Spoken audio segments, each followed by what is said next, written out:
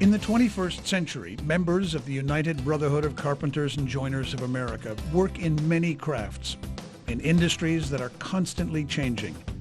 We are a broad and diverse union with nearly 500,000 members in the United States and Canada. Our crafts include every kind of carpentry, from foundations to framing to furniture, from homes to high-rises to bridges and highways. Carpenters help to build it. We include other major crafts too. Millwrights work on the power plants and precision machinery that drive our industrial economy. Pile drivers are there at the start of every structure, on land and in the water. Floor layers use tools and materials both time-tested and high-tech. Lathers shape the often free-form look of modern structures. Mill cabinet workers work with furniture and laminated goods of every shape and kind. And UBC industrial workers work with wood-related products in many settings. Our proud and important history has made us the union we are today. How we got here has a lot to do with where we are going, and our history has a lot to teach us about how to get there.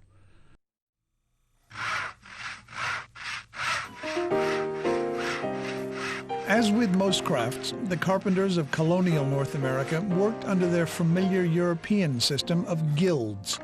Apprentices became journeymen who became masters, the developers of their day.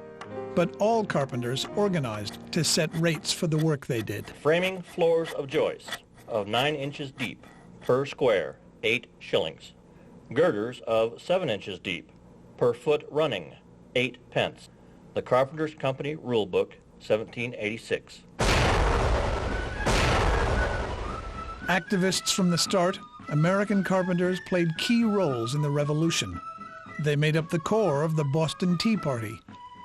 In the Philadelphia Carpenters Hall, the delegates to the First Continental Congress met in 1774 to air their grievances against King George III. By the end of the 1700s, North American economic growth brought larger construction projects, more costly than most master carpenters could finance. Speculators began to displace them as developers and owners on new projects. Masters became contractors, and journeymen became wage workers. Because it was their labor creating the profits, journeymen were pushed to work harder for longer hours at the same day's wage. After years under this system, our forebears began to seek changes. By the 1830s, we were organizing unions in North America's many unconnected markets. In York, Ontario, carpenters organized to get paid on time. Elsewhere, carpenters agitated for shorter hours at the same day's pay. We have been too long subjected to the odious, cruel, unjust, and tyrannical system which compels the operative mechanic to exhaust his physical and mental powers by excessive toil. Boston Carpenters, 1835. Union journeymen in Philadelphia organized carpenter to carpenter with their non-union brothers. They sparked a citywide general strike that won the 10-hour day. Other cities followed suit. But cities soon were eclipsed as the fast-spreading railroads created nationwide labor markets in the U.S. and Canada. And those newly mobile wage workers found themselves in competition with slave labor. Abolitionist Frederick Douglass, in fact, had worked as a slave carpenter in the Baltimore shipyards. The slave is robbed by his master, and the white man is robbed by the slave system because he is flung into competition with a class of laborers who work without wages. Frederick Douglass, 1858. For carpenters, the battle to end slavery was an economic as well as a moral issue. After the Civil War, an industrial revolution began that transformed construction across the U.S. and Canada. It threatened to fragment the craft and drive down wages. Machines took the making of doors and windows out of the carpenter's workshop and into planing mills. Speculators sliced job site carpentry into repetitive tasks. apprenticeship disintegrated. Time and again, organized carpenters saw hordes of itinerant carpenters arrive by train. A national, even international union was needed. Peter J. McGuire, who had organized his brother carpenters in St. Louis, was called on to form such a union. The Brotherhood was founded in August 1881 in Chicago under a constitution that still governs the UBC today. McGuire's founding credo: educate, agitate, organize. Every city should be organized, and the wages of all advance to a uniform standard. Men will not then rush readily from one city to another to fill the places of their brothers on a strike. Best of all, strikes will be less in number, for employers will then fear to oppose us. P.J. McGuire, The Carpenter, May 1881. From the start, this was a union united for mutual support, as carpenters. Then, as now, a major portion of working carpenters were immigrants. McGuire ran articles in The Carpenter in German and other languages. He learned to speak German himself.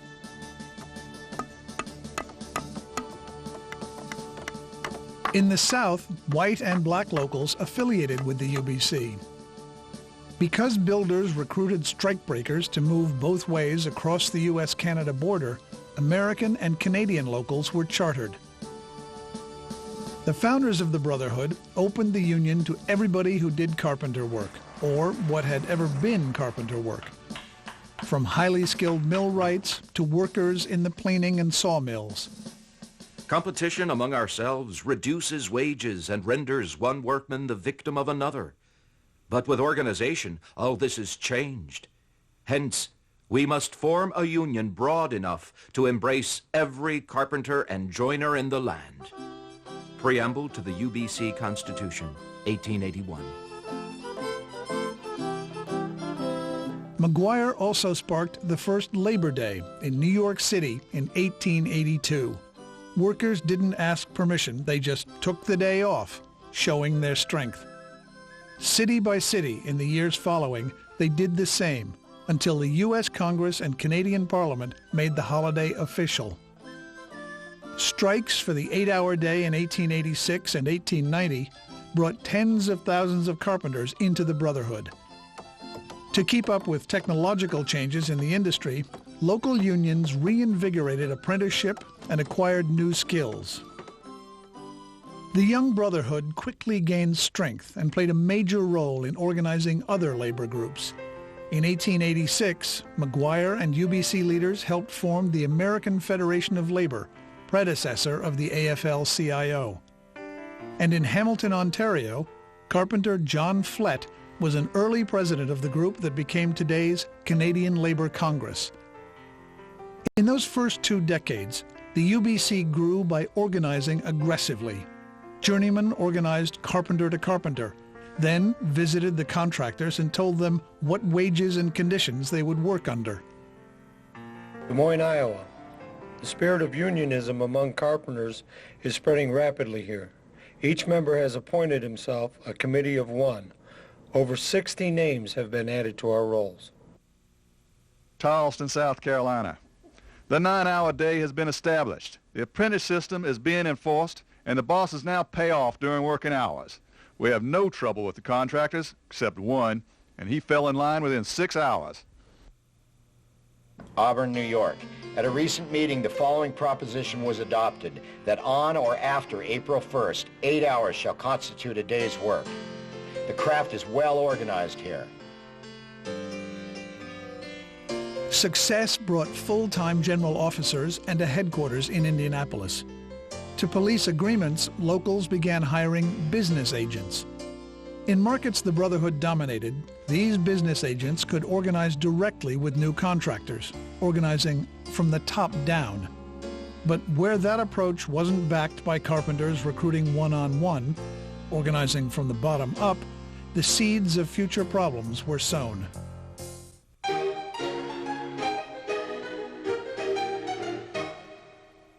In the early 20th century, major regional and national builders began to emerge. They attacked the carpenters in cities where the UBC was dominant: Chicago, New York, Toronto, and San Francisco. Despite the attacks, the UBC won union standards on government work during World War I. Tens of thousands of new workers were added to the union's rolls, long on numbers, but often short on personal commitment to the union.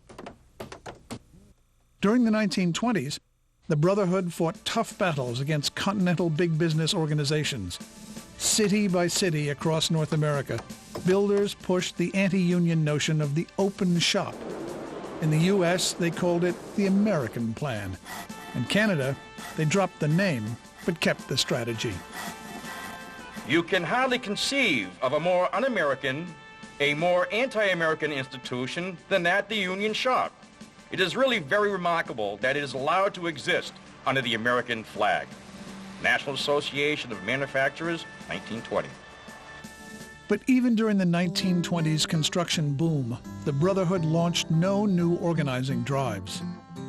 The General Office began referring to organizers as international representatives.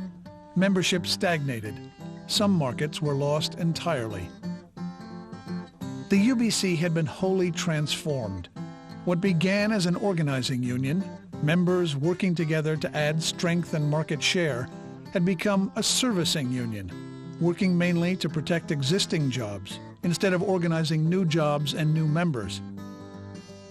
Membership became merely a business deal, and we lost the true meaning of brotherhood, the one-for-all, all-for-one activism.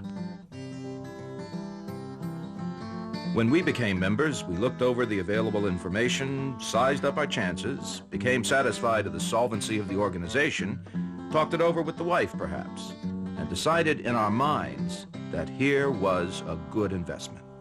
The Carpenter, August 1928.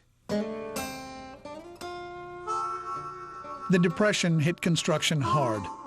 By 1933, 70% of union carpenters were jobless.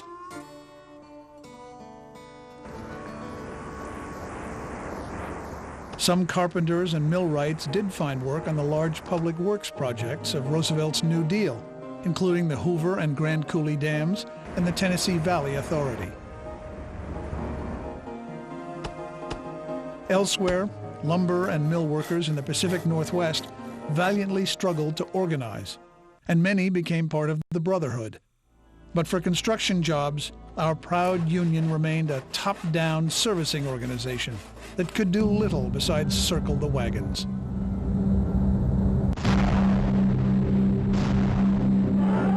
Then came World War II, which saw many unsung UBC heroes. When Pearl Harbor was bombed, our shipyard workers ran to help while the fires were still raging. Members built the factories and the war materiel. At the front of the front, they engineered our way across Europe. Other members formed the backbone of the Seabees, the Navy construction battalions building bases under fire across the Pacific. The war years saw membership double with the huge influx of workers into government war work. A construction boom followed the war and kept membership numbers high as returning GI members were welcomed back. In the post-war boom, membership in the Brotherhood reached new heights, more than 833,000 in 1973. And the UBC enjoyed a market share as high as 90% in many areas. The Brotherhood achieved solid benefits like health insurance, vacation pay, and pensions. Apprenticeship was also formalized. Joint union contractor apprenticeship standards and training centers flourished and multiplied. Carpenter wages in both the U.S. and Canada became among the highest in the world. We were a militant union group, and there was very little non-union work. Contractors hired union people, and if they weren't, they were run off awful fast. Bill DeWild, retired member, Vernon, British Columbia. These years of economic prosperity made it easy for the union to grow without carpenter-to-carpenter organizing. Membership increased, but only because of the booming economy. We failed to see that times were about to change. When the world's economy faltered in the early 1970s, our industries changed, but we didn't. Construction markets expanded, but our local unions and district councils still represented the much smaller town and city markets of decades past. Though competition pushed our once small contractors to go regional, the UBC still operated as 2,000 local unions, and that forced even the most loyal employers to negotiate multiple contracts for their regional workforce. When contractors embraced new technologies to improve productivity, our skills were outmoded. We weren't trained for the new materials and techniques, and union members began losing their edge over less skilled but far cheaper workers. In the U.S., major industrial construction users banded together in a group called the Business Roundtable to forcefully bring construction wages down and productivity up. They championed the anti-union open shop and the merit shop. With a declining economy and this concerted business assault, union carpenters maintained dominant market share in only a few major markets. Elsewhere, the effects were devastating. When contracts ended, union employers turned away. Members took what work they could find, union or not. Members and contractors left the union in droves. Under attack and too set in its ways to respond and change, the UBC retreated. By the early 1990s, UBC membership was down by nearly half from just 20 years earlier. Market share was way down too. With membership and market share plummeting, wages and benefits followed. More members left as a result. There seemed to be no end to the cycle. The crisis was clear. Unless we rebuilt our ranks by organizing, rebuilt our skills by training, and helped rebuild our industries by improving productivity, our proud union would fade into oblivion. Worst of all, we would lose our standard of living, threatening the security of our families. It was time to change.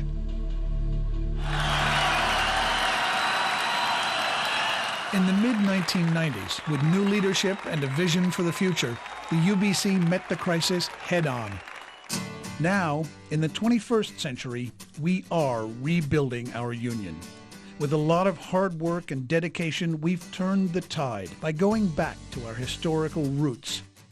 Back to a union devoted to organizing, focused on training, and structured for growth.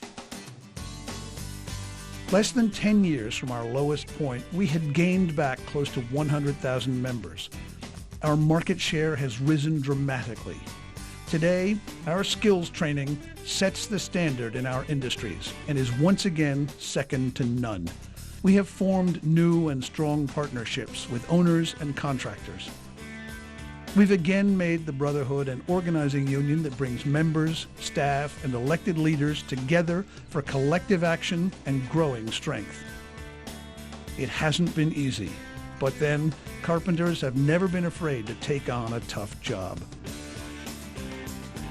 In every craft and at every stage in our history, our strength has been greatest when we adapted to meet changing conditions.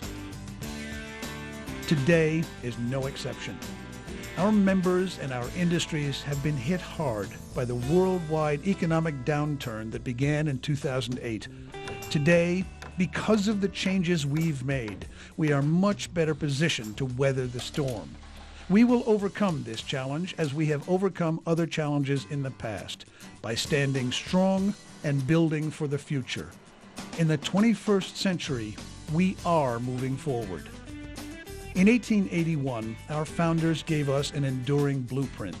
They declared, "We must form a union broad enough to embrace every carpenter in the land." That is still the vision of the UBC.